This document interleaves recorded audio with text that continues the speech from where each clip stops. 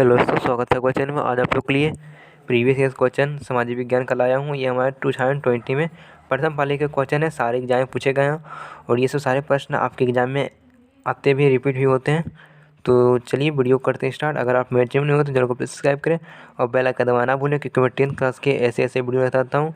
अगर आपने वीडियो को शुरू से अंत तक देखा तो मैं तो गारंटी लेता हूँ कि आपको एग्ज़ाम में कुछ तो आसानी होगी कि एग्ज़ाम कैसा आता है, उसका पैटर्न कैसा होता है और कैसे कैसे प्रश्न आते हैं। और ये सही प्रश्न रिपीट होते हैं। ये मत समझिएगा कि ये तो प्रीवियस ईयर के क्वेश्चन है तो रिपीट नहीं होंगे, ये सब बात नहीं है। ये सब प्रश्न भी रिपीट होते हैं। तो वीडियो को अंत तक देखिएगा और सारे क्वेश्चन का आंसर करने की कोशिश कीजिएगा, क्योंकि आप लोगों का भी एग्जाम नज़दीक आ चुका है। ठीक, पहला प्रश्न है, भारत में कोयले का सर्वप्रमुख उत्पादक राज्य है। तो कोयले का सर्वप्रमुख बोल रहा है तो पश्चिम बंगाल, झारखंड, उड़ीसा, छत्तीसगढ़। तो क्या होगा? भारत का कोयले का सर्वप्रमुख बोल रहा है तो हमारा बी नंबर झारखंड। ठीक है। भारत का प्रथम लौह इस्पात उत्पादक उद्योग है तो भारतीय लौह एवं इस्पात कंपनी, इसको शॉर्ट में कहते हैं, इसे या तो फिर टिस्को होंगे। तो आप लोग जानते होंगे टिस्को टाटा लौह इस्पात company, B number right answer. स्वर्णिम चतुर्भुज संबंधित है, स्वर्णिम चतुर्भुज संबंधित है, आंसर कीजिए इसका। बहुत ईजी प्रश्न है ये। एग्जाम में ऐसे ही प्रश्न आते हैं, कोई हार्ड नहीं आते हैं। हमारा कंपटीशन लेवल नहीं हो रहा है यहाँ पर, हमारा मैट्रिक का हो रहा है। तो 3 का क्या होगा राइट आंसर? स्वर्णिम चतुर्भुज संबंधित है रेलवे से, सड़क मार्ग से, जल मार्ग से, वायु मार्ग से। तो स्वर्णिम चतुर्भुज बोल रहा है तो बी नंबर सड़क मार्ग से होगा राइट आंसर। यस। अगर किसी का भी आंसर गलती हो जाता है तो नीचे कमेंट करें, ठीक है। ऐसे तो सभी का आंसर राइट ही होना चाहिए। गंडक परियोजना है बेतिया में, वाल्मीकि नगर, मोतिहारी में, छपरा में। तो गंडक परियोजना तुम्हारा डी नंबर होगा ना, छपरा में। द्वितीय महायुद्ध के बाद यूरोप कौन सा संस्था का उदय आर्थिक दुष्प्रभाव को समाप्त करने के लिए हुआ? सार्क का, नाटो का, ओप्को का, यूरोपीय संघ का।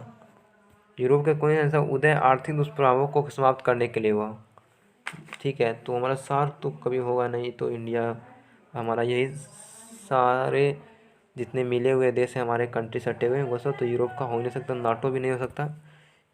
और हमारा यूरोपीय संघ और ओपके में दिक्कत है, थोड़ा प्रॉब्लम है। तो क्या होगा राइट आंसर? याद कर लीजिए, ओपके था, ठीक है ना, सी नंबर। किसने कहा मुद्रण ईश्वर के दिए हुए सबसे महानतम सबसे बड़ा तोहफा है? चलिए ये तो बहुत ईजी कर दिया, 2 बातें यहाँ दी हुई, ईश्वर का वही महानतम देन और सबसे बड़ा तोहफा, तो बी नंबर मार्टिन लूथर। ठीक है। भारत में मतदान होने की न्यूनतम आयु क्या है? 16 वर्ष, 17 वर्ष, 18 वर्ष, 19 वर्ष। ये भी कोई पूछने का सवाल है। अगर इसका आंसर किसी को नहीं आता होगा तो फिर उसका तो जीवन अच्छी है। सी नंबर राइट आंसर हमारा होगा 18 नंबर। भारत में किस प्रकार का शासन प्रणाली है? संघीय और संसदीय, एकात्मक और संघीय, संघीय, अध्यक्षीय, एकमात्मक और अध्यक्षीय। आप लोग ऑप्शन देख के आंसर कीजिए इसका। 8 का, 8 की थोड़ी अच्छी प्रश्न है, पूछने लायक, बी नंबर। ठीक है ना, बी नंबर राइट आंसर होगा हमारा। संघीय और संसदीय हमारी है शासन प्रणाली भारत की। ठीक है, संघ राज्य की विशेषता नहीं है। चलिए ये प्रश्न समझने लायक प्रश्न है तो समझिएगा। लिखित संविधान, एकाधिकार शासन व्यवस्था, शक्तियों का विभाजन, सर्वोच्च न्यायपालिका। चलिए लिखित संविधान तो है ही, ये तो है ही, ये भी शायद है, हाँ ये भी है, और सर्वोच्च न्यायालय तो है ही।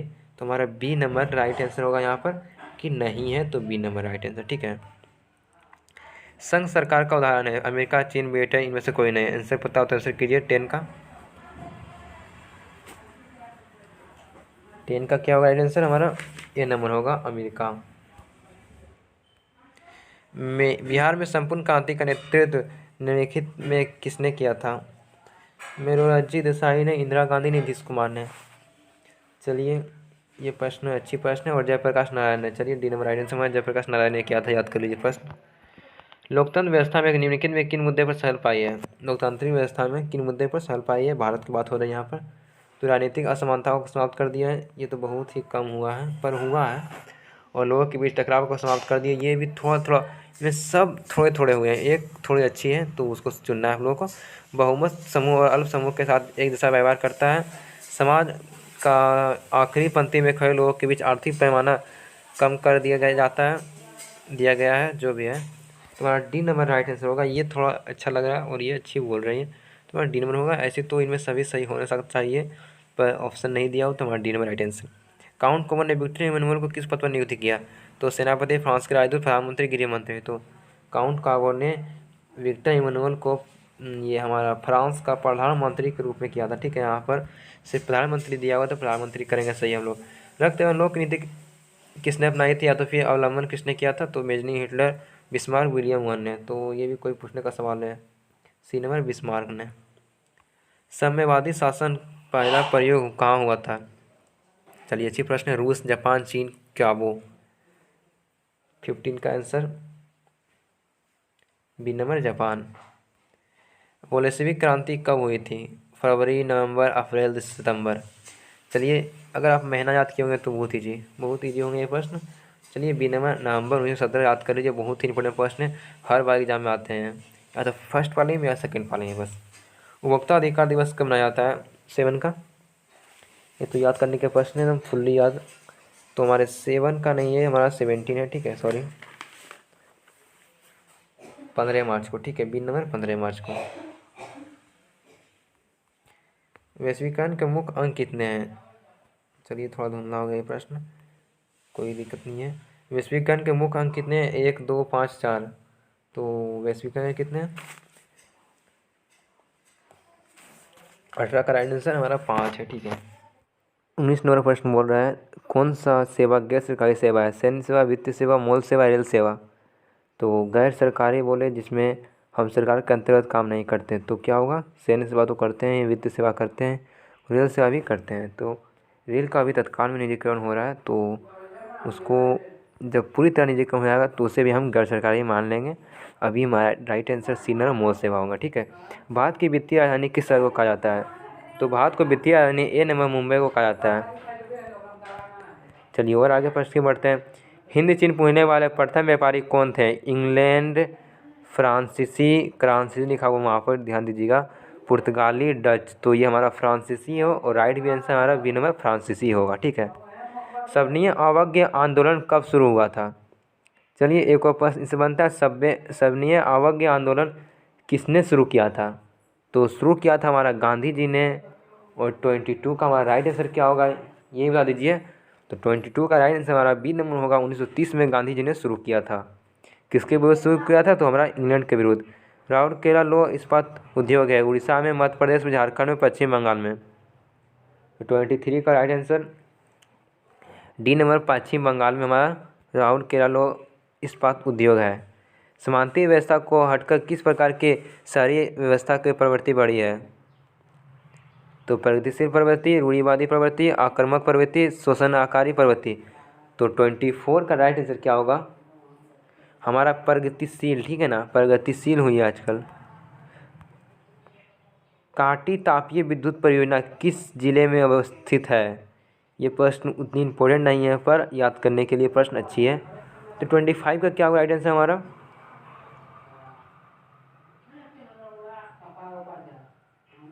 5 का हमारा होगा सी नंबर मुजफ्फरपुर। ठीक है, ध्यान दीजिएगा मुजफ्फरपुर। उसके बाद आगे हमको पढ़ना ही नहीं इसके बारे में।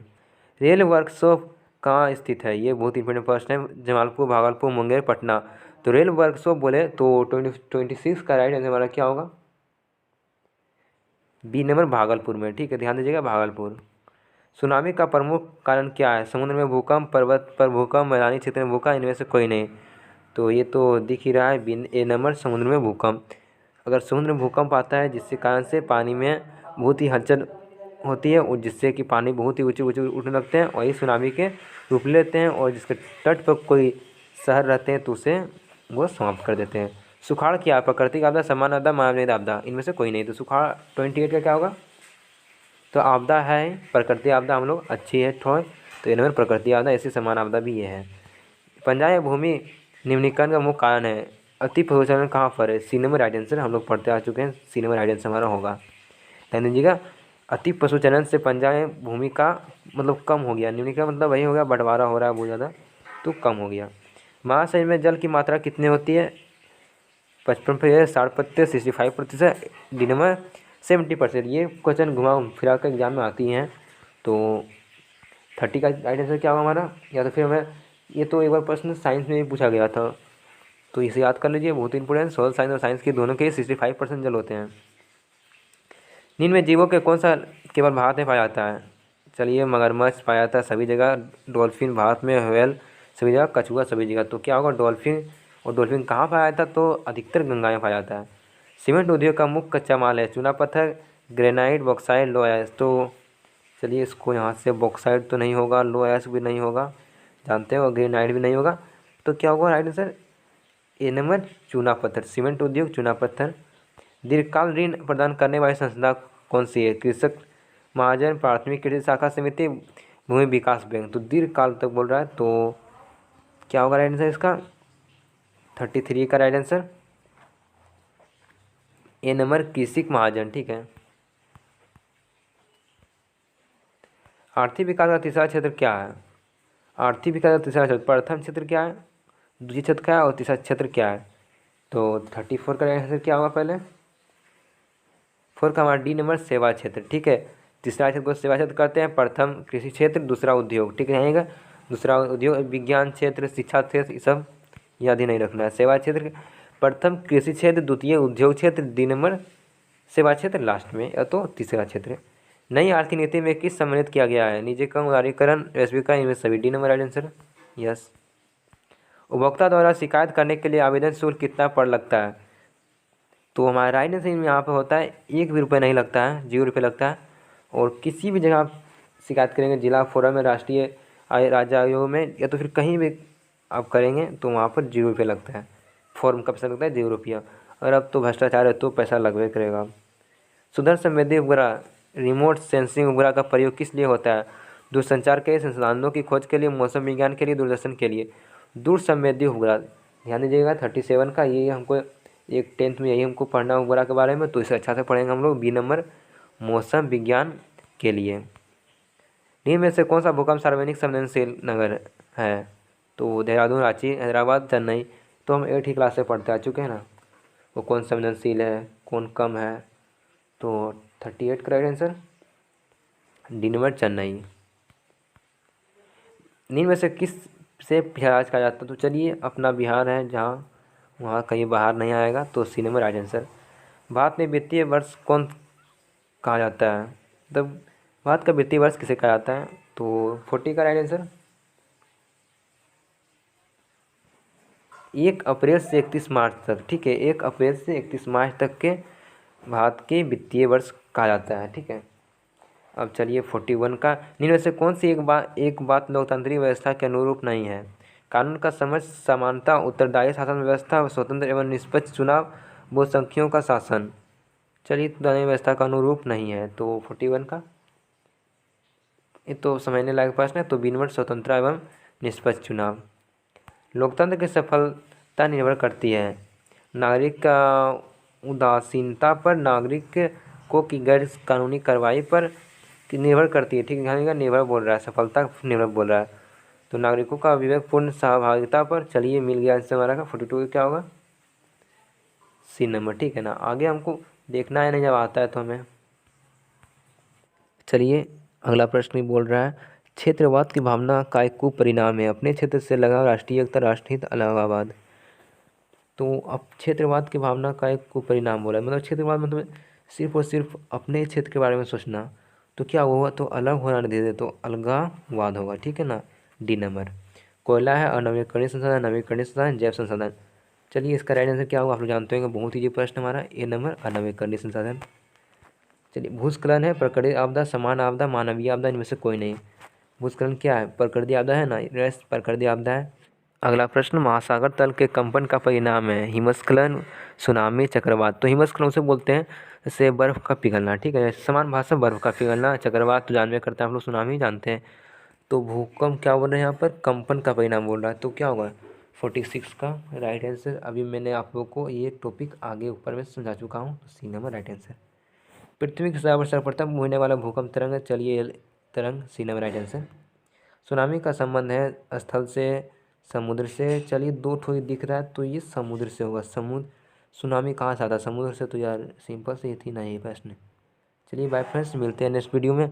अगर आप मेरे चैनल को प्लीज़ सब्सक्राइब करें, क्योंकि मैं 10th क्लास के प्रीवियस ईयर क्वेश्चन, सभी सब्जेक्ट के ऑब्जेक्टिव क्वेश्चन कुछ देर बाद में सब्जेक्टिव क्वेश्चन भी लाऊंगा। तो चैनल को प्लीज़ सब्सक्राइब करें, अपने दोस्तों में अधिक से अधिक शेयर करें, क्योंकि आप लोग शेयर कीजिएगा तो मैं और अधिक से अधिक और अच्छे अच्छे वीडियो बनाऊँगा। चलिए बाय। और वीडियो को एक लाइक कर दीजिए, अच्छा लगे तो। अच्छा लगना क्या बात इसमें, तुम्हारा प्रीवियस ईयर क्वेश्चन था तो आप लोगों को समझने के लिए बस।